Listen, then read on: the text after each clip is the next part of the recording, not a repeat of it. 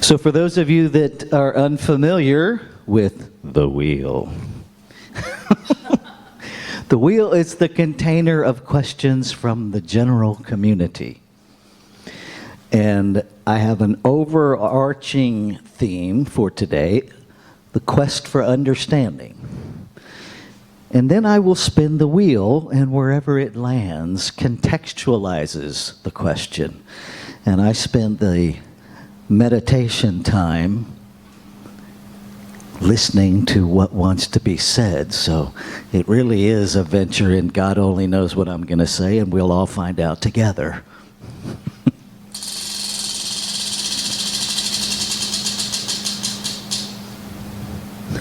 You did that, Jamie.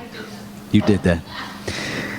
Earlier, when we were doing setup, Jamie said, you cannot spin the wheel and make it land on what is God. And so what does it land on? What is God? Okay. Thank you, Jamie. See how powerful you are. Let's take a breath together.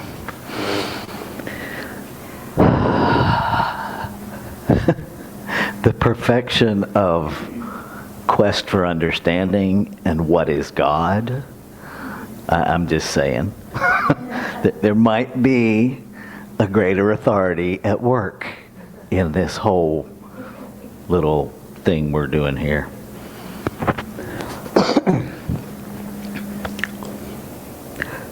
First of all, let's play with the idea of what a quest is. Right? I submit it's more than just a good idea. Right? That it's more than just a desire to get from point A to point B. That it is a commitment to a journey of discovery. That's how I experience that word. When I have a quest for something,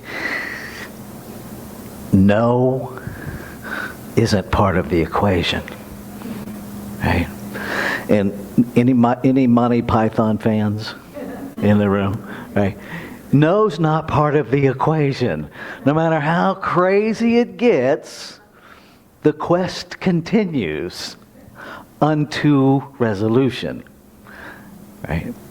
Even if we don't necessarily understand the resolution. Because one quest can lead to another quest, can lead to another quest. And I think that's what this whole quest for understanding really is. It's layers. I've done a tremendous amount of study, and I've just scratched the surface. And every time I think I understand something, something shows up that confuses the situation. Anybody else have that? No. Just when you think you got a grasp of it, there's this, okay, what about this? Excuse me, God. Do you have a supervisor I can speak with? That is often how my private prayers start. Like, you have got to be kidding me. Seriously, what is this? And I think that's the whole point, is for us to ask, what is this? Right? Or the, now what? And I think the challenge with this whole idea of understanding is that we actually think there's a finite definition that we're going to get to. Anybody else looking for that? Right? The Holy Grail, that it actually exists in a finite, definitive form. Right? That there's a point of graduation, that there is an answer rather than infinite answers. And it's interesting to me that God, what is God? Well, it's infinite. So we're right out of the gate, if I'm trying to definitively define an infinite being, how's that going to work? Right? Because what I'm doing is trying to limit the unlimitable. If the minute you hear the word God, you start relating to a person, there's where the work begins. Because we as humanity are steeped in what is called Christian hegemony. Right? They can actually put, and have done, repeated double-blind studies where they put 100 people in a room who have never been inside of a church and ask them to draw God. They give them a blank piece of paper and ask them to draw God. Upwards of 95% in every study draws a white, elderly male that lives in the clouds. That's some pretty deep conditioning that folks that have never been in a church relate to an infinite being with such profound restriction. And then all of our understanding is based on that. See, I can't understand God as an infinite anything if I have it restricted to an elderly white guy that lives in the clouds, that has a scorebook and a baseball bat, that occasionally shows up as mentally imbalanced. I'm just saying. That's the God I was raised with. A God that is a loving, infinite being that created the world and then all of a sudden decided to punish it by sending it to hell.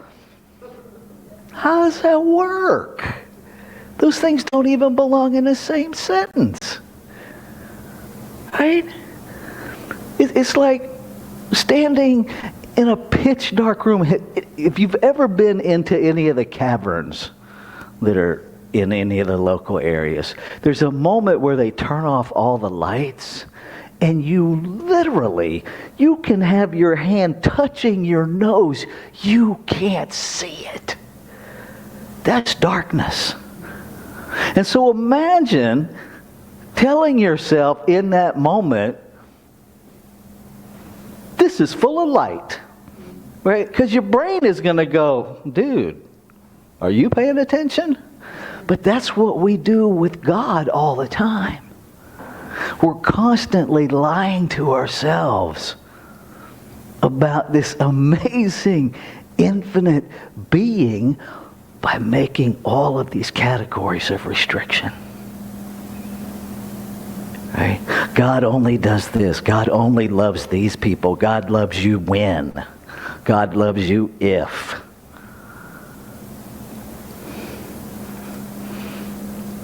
Even in science of mind, we're really good with God in.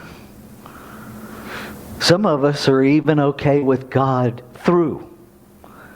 But there's very few metaphysicians that are willing to stand in the truth of God as. We shy away from that one. When was the last time you looked in the mirror, eyeball to eyeball, and knew, beyond a shadow of a doubt, knew that you were looking into the eyes of God? Because if you can't do that yet, there's work to do. Because that's it's God looking at God. If you had breakfast this morning, God had God for breakfast. See? And our brain tells us that's crazy thinking. But if it's all God, it's all God. If there's no separation, well, guess what? There's no separation. God. God. Little things that tie in there. God. This little clicker that decides where to stop? God. It's all God. If you drove a vehicle here today, you drove God. And God drove God. Because that's how it works. Right? So how do we begin to understand that? Well, I submit the first thing we have to do is release understanding. Release our commitment to what we know. Right? This whole idea of I know is a slippery, slippery slope. Because the minute I am convinced that I have reached a finite knowing in an infinite something, I have become unteachable. There's always more. There's always more. And so what if we made the quest for understanding the quest? To answer the question, what is God? Right? It's an idea. The original Hebrew, for those that are familiar with the Bible, the book of Genesis, which is, it is now captured as the first book in the Bible, which is actually not a book, it's a library of books. And Genesis is not chronologically the first book. It's just the one that the Council of Nicaea decided to establish as the first book. And the original Hebrew, as I understand it, does not say, in the beginning God created. What the actual Hebrew says is, in beginning created God. That's different. In beginning, referring to the infinite, created God. God is an idea. God is a concept. It is a way for us to be in relationship with the essence of our being. It is that place where I can understand that all of God is right here because all of God is everywhere. But I, the individualized I, am not all of God. Right? It's what in quantum physics we call a tangled hierarchy. There's no way out of it. Right? It's like if somebody makes the statement, no, honestly, I'm a liar.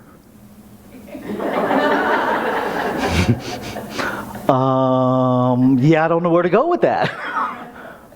Right? And it's the same way. God is inside of me, it is me, as me, and it's outside of me. All at the same time. How do we reconcile that in our brain cells? Right? That's the challenge. And so I invite you to talk to your brain just like you would your child. Because it needs to be trained. Untrained thought is dangerous. It will take you places that you arrive at and go, how did I get here? And you don't want to be there. Because you weren't paying attention. Trained thought, now you're living by intention. Right? But we have to question. Right? Remember when those bumper stickers came out that said question authority? Right? I want one on the whole side of my truck that says question everything. Everything. Question every thought you have. Imagine going through your day having an idea and simply responding with the curiosity and innocence of a 3-year-old that says, yeah, and? What if you just did that and keep listening, right? But just like those 3-year-olds, right, whose favorite word is why, who we all at some point want to strangle? If you ask me why one more time, right? I don't think the infinite ever gets tired of hearing it. I don't think the infinite ever gets tired of, what does that mean?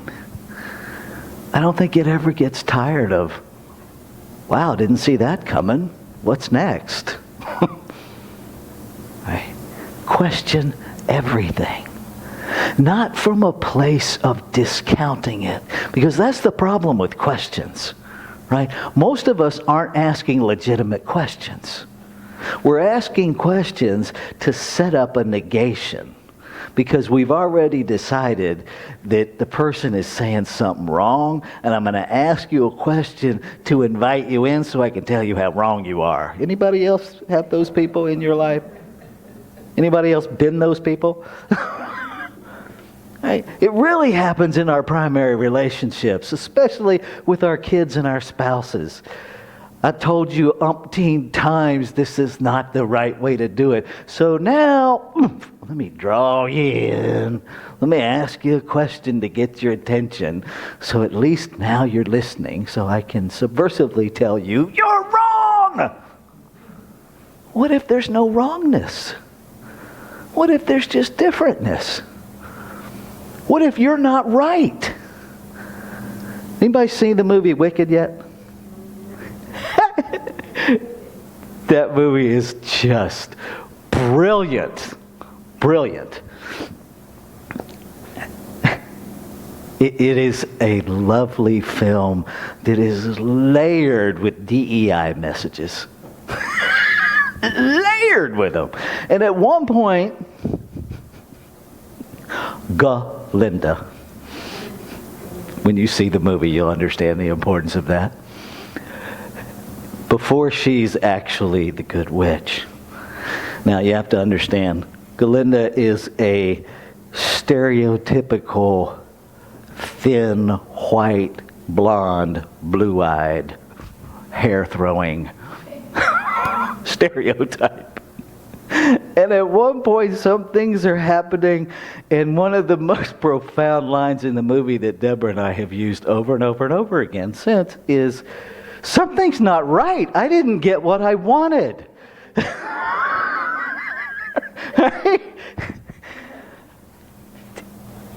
This whole idea of understanding, how many of us, if we're being really honest, live in the land of something's not right. I didn't get what I wanted. See, I'll understand it when it aligns with my idea of what it should be.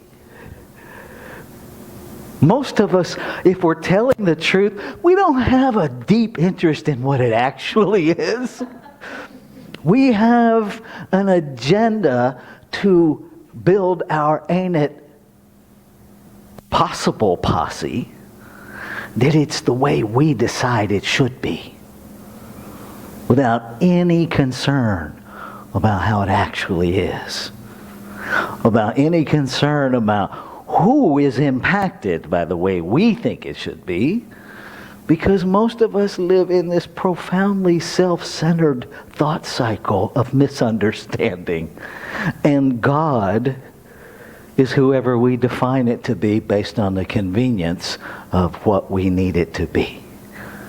That's how God, I mean, really, if God is the creator of all, even if we go to the Bible, that all is created in God's image and likeness, how is it that it can be categorically a he? I'm looking at a lot of women. The image and likeness of God has to be all genders and no gender. Or a whole lot of creation ain't a part of God. That doesn't even make sense. Right? If we want to know who God is, if we want to understand God, here's a very simple solution. Start asking questions of God.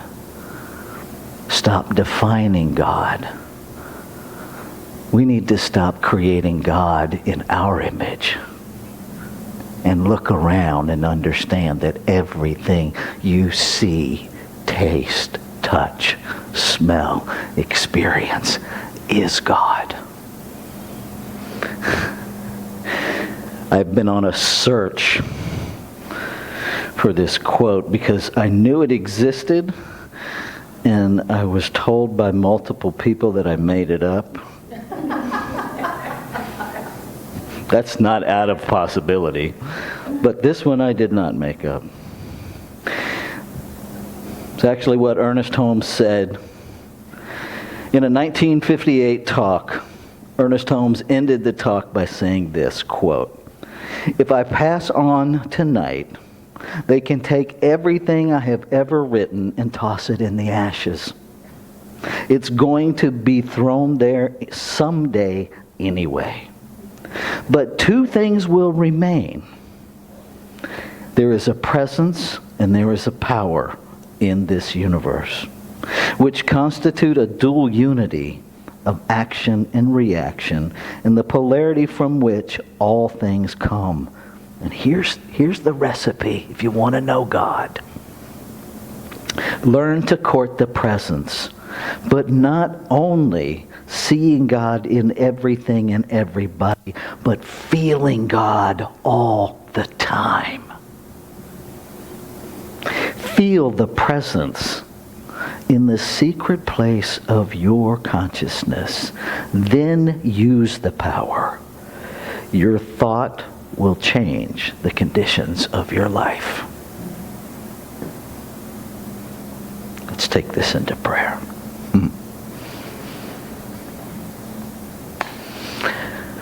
There is only one power that is everywhere present, one substance that is the source of all creation, one creator, nameless, changeless, limitless,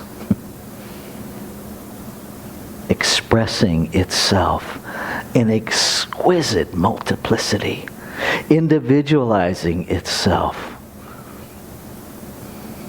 in diverse forms, no two alike, by design, by intention. I am that in form. All of life is that in form. And so what I speak for myself, I speak for all of creation, all of humanity. That every form and all that surrounds form is this infinite beingness that we call God, expressing itself, expanding its experience of itself. Being itself as its creation.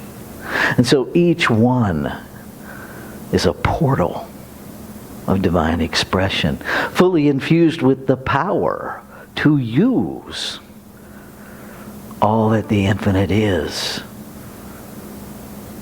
to express the life that is alive in each of us to express. And so I celebrate that the word spoken is the word fulfilled, that there is no waiting period in the divine responding to itself, that it truly is the simplicity of this process of great idea, done. Love it, done. That it is that quick and that certain. And so I can release in confidence that all is well in this harmonious operation of one beyond appearances. all is well. And to stand in the faith and the conviction of that unwaveringly. And to continue to seek understanding, to quest for understanding by seeing, feeling this idea of God everywhere, in everything, all the time, no breaks. So I release anything that would impede that experience. I let it go, and I stand in the truth of being. And I invite you to join me as we say together, and so it is.